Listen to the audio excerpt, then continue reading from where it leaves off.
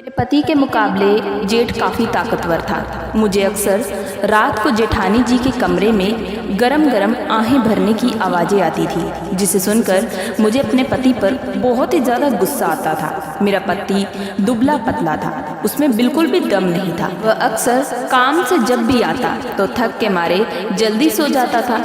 ये सब देखकर मुझे बड़ा ही गुस्सा आता, क्योंकि मैं नई नवेली दुल्हन थी। मेरी शादी को कुछ ही दिन हुआ था। मेरे भी कुछ जज्बात थे, कुछ ख्वाहिशें थी जो कि अभी अधूरी थी। अक्सर जब मैं जेठ जी के करीब जाती तो बहाने बहाने से उन्हें छूने की कोशिश किया करती थी। मैं उनकी खूबसूरती पर फिदा हो चुकी थी। मुझे अपनी जेठानी से भी बहुत ज़्यादा जलन महसूस होती थी। ऐसे ही दिन बीत रहे थे। एक दिन घर के मेंबर शादी पर गए थे। उस रात मैं और जेठ जी घर पर अकेले थे। गर्मियों का दिन था तो जेठ जी अपने कमरे का दरवाज़ा खोल कर सो रहे थे। मैं रात को पानी पीने के लिए उठी थी। जब मैं जेठ जी को हाफ कपड़ों में देखा तो मेरी नीयत खराब होने लगी कि मैं तभी चुपचाप उनके बगल में जाकर लेट चुकी थी। मेरे से बिल्कुल भी रहा नहीं गया। मैं बस अपने अरमानों को पूरा करना चाहती थी। लेकिन तभी अचानक जेठ जी नींद में मुझे जेठानी समझकर कसकर पकड़ लिए थे। जेठ जी के पकड़ने से मैं पूरी तरीके से पिघल चुकी थी। तभी मैं भी मौका पाकर जेठ जी का बराबर साथ दिया। लेकिन जेठ जी ने पूरी रात मेरी चीखें निकाल दी थी, क्योंकि मेरा नाम सुप्रिया है। मैं एक मिडिल क्लास फैमिली से बिलोंग करती हूँ। मेरे घर में मेरे माता पिता रहते थे। मेरी एक बड़ी बहन भी थी जिसकी शादी बहुत पहले ही हो चुकी थी। मैं अपनी बहन के मुकाबले काफ़ी ज़्यादा सुंदर और शरारती थी। मेरे माता पिता सबसे ज़्यादा प्यार बड़ी बहन को ही किया करते थे, क्योंकि मैं अपने माता पिता का कहना बिल्कुल भी नहीं मानती थी। छोटी होने की वजह से मैं बहुत ही ज़्यादा जिद्दी थी। मैं अक्सर अपनी ही दीन दुनिया में खोई रहती थी। मेरे माता पिता मेरे लिए जितना भी करते थे, मुझे कभी भी उनसे कोई खुशी नहीं मिलती थी, क्योंकि मुझे उससे और बेहतर चाहिए होता था। जैसे कि मेरे माता पिता जब भी मेरे जन्मदिन पर मेरे लिए कोई कपड़ा खरीद कर लेकर आते तो मैं उन्हें यही कहती कि आप मेरे लिए ये क्या छोटा मोटा तोहफा लेकर आए हैं। आपको तो आज मेरे जन्मदिन पर मुझे कुछ बड़ा उपहार देना चाहिए। इस बात को सुनकर मेरे माता पिता मुझे अक्सर कहा करते कि बेटी, हमारी जितनी हैसियत है हम तुम्हें उतना ही दे सकते हैं, और आज जो हमने तुम्हारे लिए ये ड्रेस ली है, ये देखना तुम पर बेहद ही खूबसूरत लगेगी। माता पिता की बातों को सुनकर मैं एक कान से दूसरे कान से निकाल दिया करती थी। लेकिन मैं बड़ी ही जिद्दी लड़की थी। मैं अपने माता पिता का कहना बिल्कुल भी नहीं मानती थी। मुझे हमेशा ही गरीबी से सख्त नफरत थी। इसी वजह से मैं स्कूल में भी अमीर लड़कियों के साथ अक्सर दोस्ती किया करती थी। मेरे माता पिता मुझे बहुत बार समझाने की कोशिश करते कि बेटा, जो हमें ऊपर वाले ने दिया है, हमें अक्सर उसका शुक्रिया अदा करना चाहिए। ज़्यादा लालच और ज़्यादा जिद बिल्कुल भी अच्छी नहीं होती। लेकिन मुझ पर तो अपने माता पिता की कोई बात का कोई असर ही नहीं होता था। धीरे धीरे मैं अपने स्कूल की पढ़ाई कंप्लीट कर चुकी थी और मुझे आगे की पढ़ाई के लिए कॉलेज में जाना था।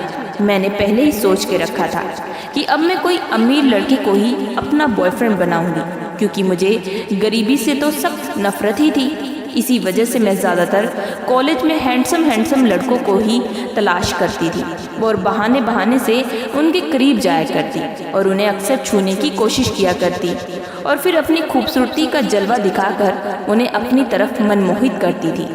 लड़के भी मेरी खूबसूरती पर पागल थे, क्योंकि मैं दिखने में बेहद खूबसूरत थी। इसी का तो मुझे सबसे ज़्यादा घमंड हुआ करता था। इसी तरह करते करते मुझे कॉलेज में पूरे 3 साल बीत चुके थे। मैंने इन 3 सालों में पूरे तरीके से अय्याशी की थी। मैंने अपनी हर इच्छा को पूरा किया था। मैंने अपनी लाइफस्टाइल को भी पूरे तरीके से बदल दिया था। लेकिन इन 3 सालों में मुझे किसी लड़के से भी बेइंतहा मोहब्बत नहीं हुई थी, कि कोई भी लड़का मेरे टाइप का बिल्कुल भी नहीं था। इसी तरह मेरी उम्र भी बढ़ती जा रही थी। फिर एक दिन अचानक ही मम्मी पापा ने घर पर मेरी शादी की बात की थी। शादी की बात को सुनकर मुझे बहुत ही ज़्यादा अंदर ही अंदर खुशी भी होने लगी थी। मैंने सोचा, चलो अब कोई अमीर जादे से मेरी शादी होगी और वह मेरी इच्छाओं को पूरा करेगा। मैंने अपने माता पिता को पहले से ही कह दिया था कि जैसा मैं चाहती हूँ आपको वैसा ही लड़का ढूंढना पड़ेगा, तभी मैं उससे शादी करूँगी। और मुझे पूरी उम्मीद भी थी कि माता पिता मेरे लिए बेहद ही हैंडसम और पैसे वाला लड़का ही ढूंढेंगे, क्योंकि मैं माता पिता को लड़का ढूंढने से पहले ही अपनी हर ख्वाहिशों के बारे में बता चुकी थी। माता पिता ने भी मुझे कहा था कि ठीक है बेटी, हम तुम्हारे अकॉर्डिंग ही लड़का ढूंढेंगे, लेकिन याद रखना जिस दिन हमने तुम्हारे कहे अनुसार लड़के को ढूंढा तो तभी तुम्हें उसी लड़के से शादी करनी पड़ेगी। माता पिता की बात मुझे सही ही लगी थी, इसी वजह से मैंने खुशी खुशी माता पिता की बात को स्वीकार कर लिया था। ऐसे ही अब दिन बीत रहे थे। गांव में बहुत सारी लड़कियों की शादी हो चुकी थी जो मेरे साथ अक्सर कॉलेज में पढ़ा करती थी। जब भी मैं उनसे मिलने जाती तो अक्सर उनका मजाक उड़ाया करती थी। मैं अक्सर कहा करती थी कि तुमने तो ऐरे गहरे लड़कों से शादी की है, मैं तो कोई हैंडसम और अमीर ज़्यादा लड़के से शादी करूँगी। जिस बात को सुनते ही लड़कियाँ मुझ पर हंसने लगती थी। वह अक्सर मुझे कहा करती थी कि लगता है तुम तो दिन में ही सपने देख रही हो, तुम तो खुद एक गरीब परिवार से हो, भला कोई अमीर परिवार का लड़का तुम जैसी गरीब लड़की से क्यों शादी करेगा, और अगर करेगा भी तो वह बहुत सारा दहेज भी तो लेगा। क्या तुम्हारे माता पिता के पास इतना पैसा है? इस बात को सुनते ही मुझे बहुत तेज गुस्सा आ चुका था। मैंने कहा वह तुम्हें वक्त ही बताएगा। यह बोलकर मैं गुस्से से वापस अपने घर की तरफ रवाना हो चुकी थी।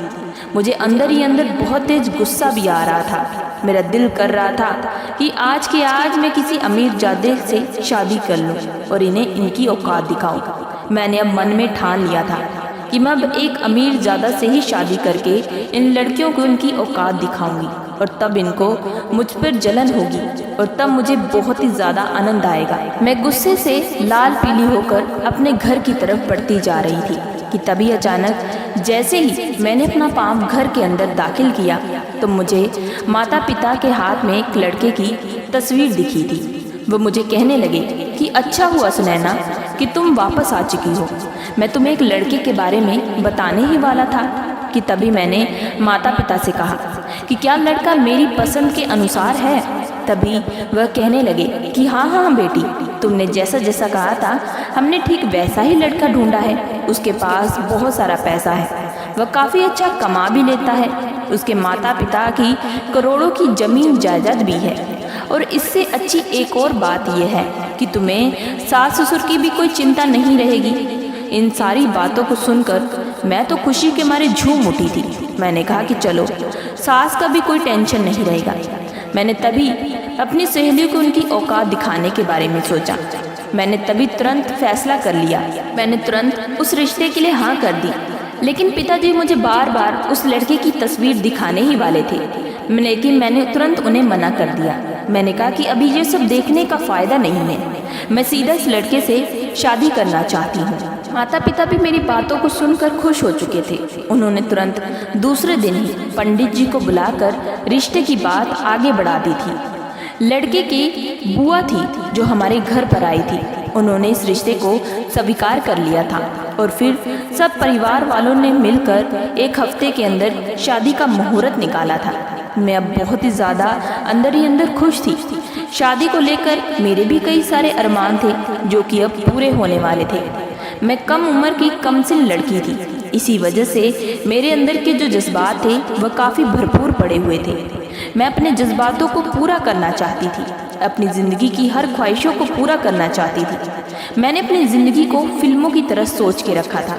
जैसे फिल्मों में होता है, लड़का लड़की से शादी करता है, उसके बाद अपना प्यार उस पर लुटाता है और फिर लड़की की हर इच्छा को पूरा करता है। जिस दिन घर पर शादी का कार्ड छप कर आया था, मैंने तुरंत वह कार्ड अपनी सहेली को दिया और उसी बहाने फिर से उनकी जाकर बेइज्जती करने लगी थी।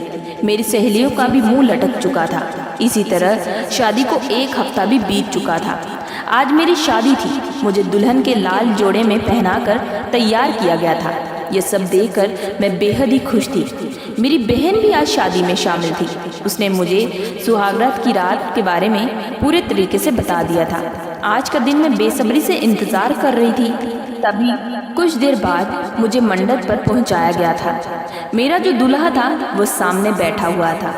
उसने अपने चेहरे पर एक सेहरा बांधा हुआ था जिससे उसकी सूरत बिल्कुल भी नज़र नहीं आ रही थी। मैं भी खुशी खुशी उस लड़के के साथ शादी कर ली और विदा होकर अपने ससुराल पहुंच गई।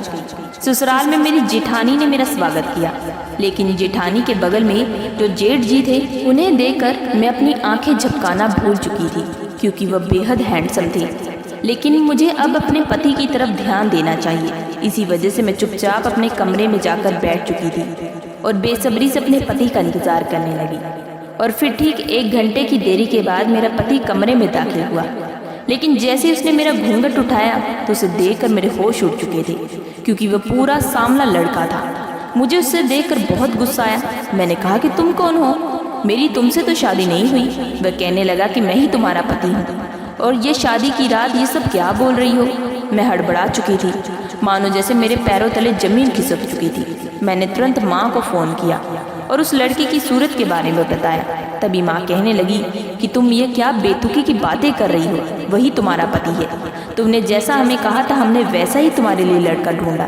तुमने कहा था कि तुम्हें पैसे वाला लड़का चाहिए, तो ये पैसे वाला ही लड़का है। इसके पास ज़मीन जायदाद की कोई कमी नहीं है। लेकिन मैंने तभी कहा कि माँ, मैं यह तो कहा था कि वह शक्ल से खूबसूरत होना चाहिए, ताकि मैं अपनी सहेलियों के सामने से दिखा सकूं।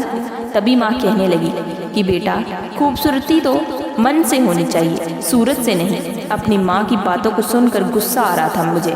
मैंने तुरंत फ़ोन काट दिया। मैं बालकनी में बैठकर खूब रो रही थी।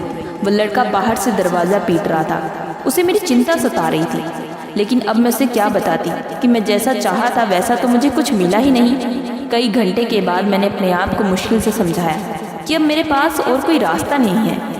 अब मुझे इसी के साथ ज़िंदगी बितानी पड़ेगी। मैं उसे ऐसी कोई बात नहीं बता सकती थी, शायद मैं उसे खो सकती थी। इसी वजह से मैं चुपचाप कमरे के अंदर गई। वह लड़का मुझे देखकर हैरान रह चुका था। वह मुझसे सवाल पूछने लगा। मैंने उसे कहा कि कुछ नहीं, शादी का पहला दिन है, इसलिए मुझे घबराहट हो रही थी। मैं बस अपनी माँ से बात करने के लिए गई। इसके आगे वह मुझसे कोई सवाल करने वाला था कि तभी मैं उल्टा उसके गले जा लगी, जिससे उससे मेरी मोहब्बत पर विश्वास हो चुका था। उसने अपनी पॉकेट से मुझे एक हीरे की अंगूठी निकाल कर दी। उस अंगूठी को देखकर मेरे होश उड़ चुके थे। वाकई इस लड़के के पास काफ़ी पैसा था। बेशक सूरत अच्छी नहीं थी, लेकिन वह पैसे वाला था। उसके बाद उसने मुझ पर खूब जमकर प्यार लुटाया। मैं कम उम्र की लड़की थी, इसी वजह से मेरे अंदर जो जज्बात थे वह काफ़ी भरे पड़े थे। मैंने भी अपने पति का बखूबी साथ दिया था।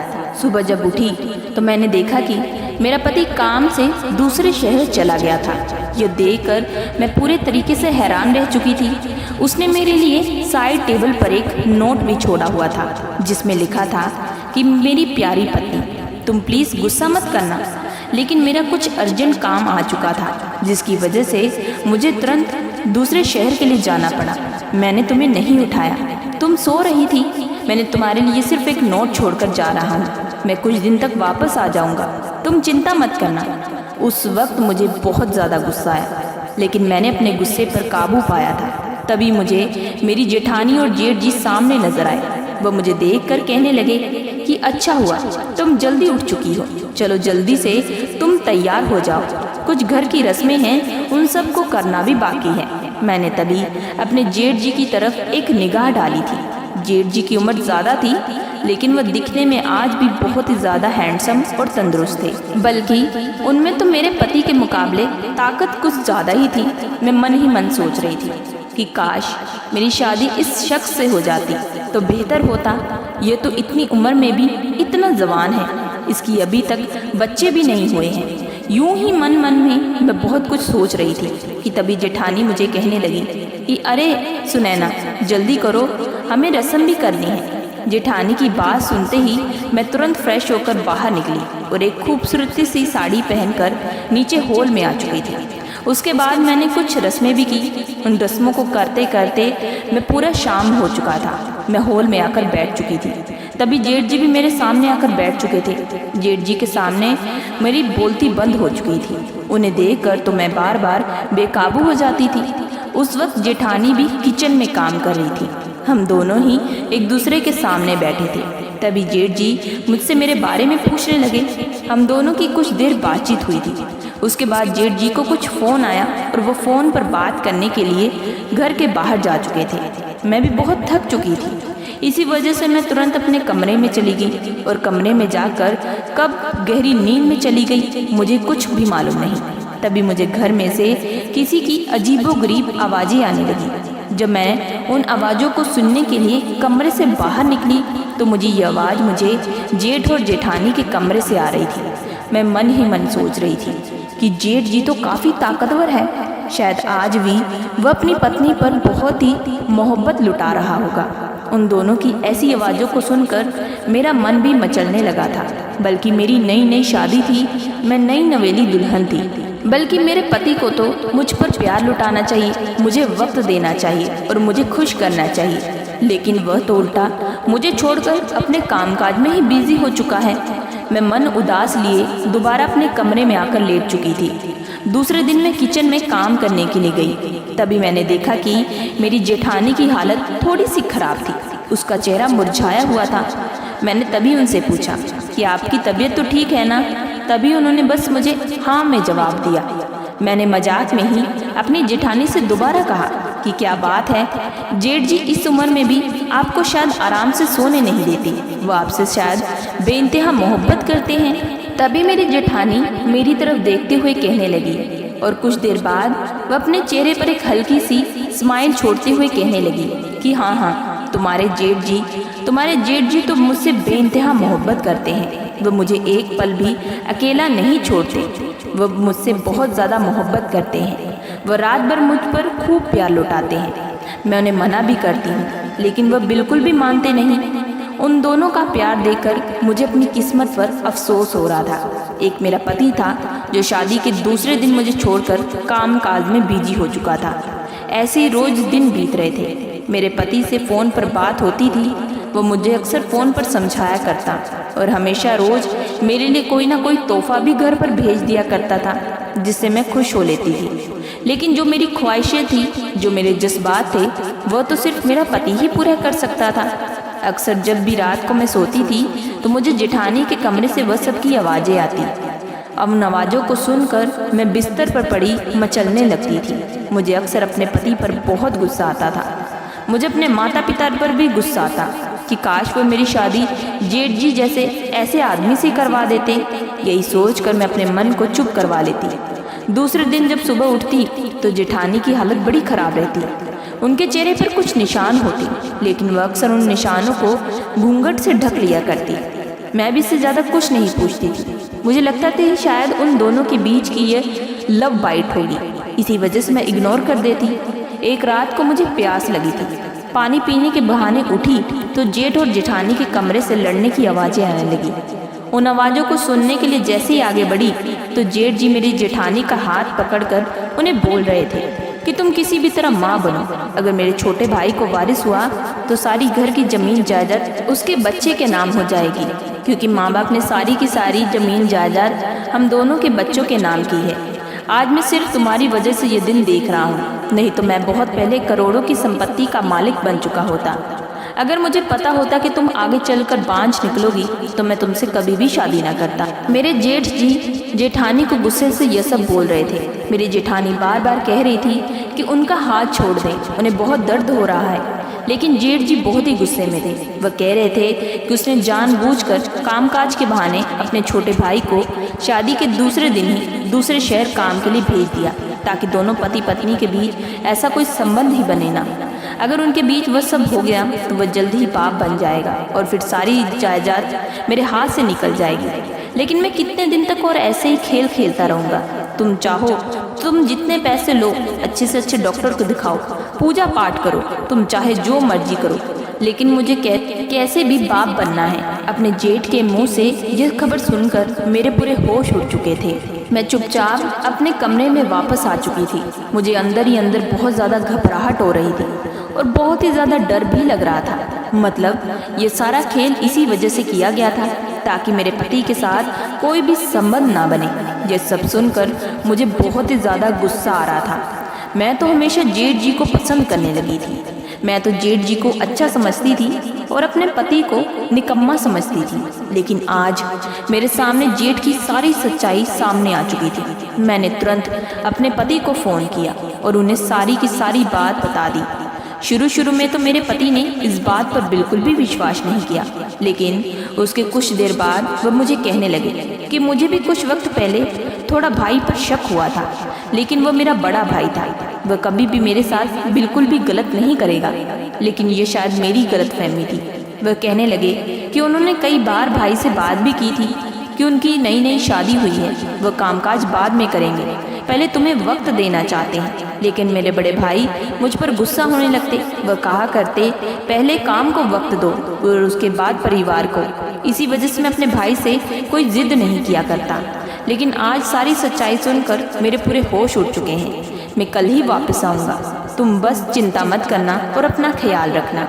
अब मैं बड़ी बेसब्री से दूसरे दिन का इंतज़ार कर रही थी। मेरे पति घर वापस आ चुके थे। उस वक्त जेठ जी घर पर बिल्कुल भी नहीं थे। कुछ ही देर बाद घर की घंटी बजी। मैं तुरंत घर का दरवाज़ा खोलने के लिए गई तो अपने पति को सामने देखकर मैं खुशी से झूम उठी थी। मैं तुरंत उनके गले लग गई। आज मुझे अपने पति पर बेइंतहा प्यार आ रहा था। जैसा भी था मेरा पति, लेकिन वह बहुत ही अच्छा था। उसने तुरंत अपनी भाभी से आकर बात की। शुरू शुरू में तो उसकी भाभी ने इनकार किया, लेकिन जब मेरे पति ने ज़्यादा जोर डाला तो मेरी जेठानी ने सारी बातें कबूल कर ली थी। तभी जेठ जी भी घर पर वापस आ चुके थे। हम सबको देखकर वह हैरान रह चुके थे। तभी मेरे पति ने अपने बड़े भाई से बात की और सारी की सारी कहानी उन्हें बताई। जेठ जी ने शुरू शुरू में तो अपनी कई बातों को बिल्कुल भी स्वीकार नहीं किया, लेकिन जब उनकी पत्नी ने भी हमारा साथ दिया तो वह अपना गर्दन झुकाए खड़े थे। तभी मेरे पति कहने लगे कि भाई, आप मुझसे बड़े हैं, मैं आपको माता पिता का दर्जा देता हूँ।